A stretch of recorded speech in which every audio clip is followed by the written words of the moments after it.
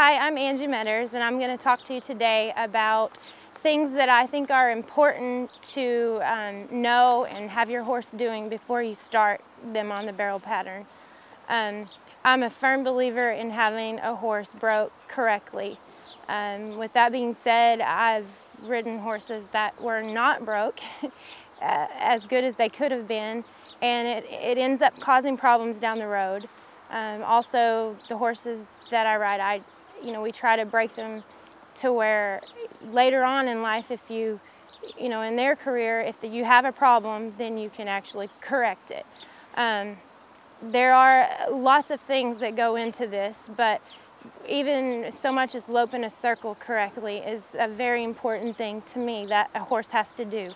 I see a lot of horses that want to lope really flat and incorrect, and that will cause a problem when you get down to where you're actually going around the barrels.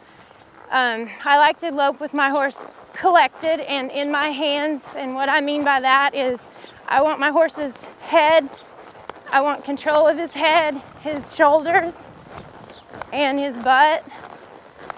I like them to, this horse is loping around collected is what I would say, and it is a feel that I will try to show you that what it's like for him not to be collected, just to lope flat, and it's just kind of out of control and his shoulders are in, and this is just a lot of people. I see a lot of girls lope in circles like this, and you want to have your horse where you can move them wherever you need to and lope with their body collected. You want them, when you say whoa, whoa, you can stop them. It's nice to have one that backs up. It's nice to have one that steps around on their front end correctly. And what I mean by that is when I ask this horse to back off the bit, I give him a little nudge with my heels and give him a little tug, and I also like him to move around his shoulders.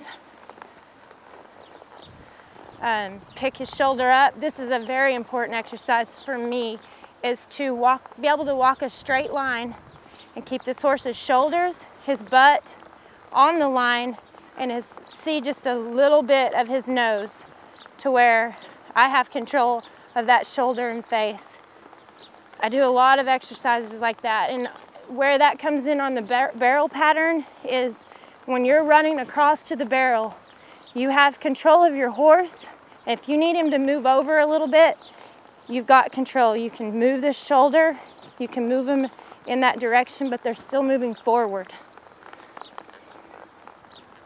I think that's probably one of my biggest exercises on a horse, is to have them moving on a straight line and always moving forward. Another thing I'd like to add is my definition of broke is, being broke in the face, being broke in the shoulders, having all of the body parts to where you can move them and move your horse around and make him do certain exercises. I have a lot of people come to me and, oh, my horse is so broke, and I don't mean broke by, they think they're broke because they're not spooking from the sign on the fence or the piece of paper growing across the road, but it's broke in the body and broke in his mouth and having a good feel. I think that will help you tremendously if you know what that is. And,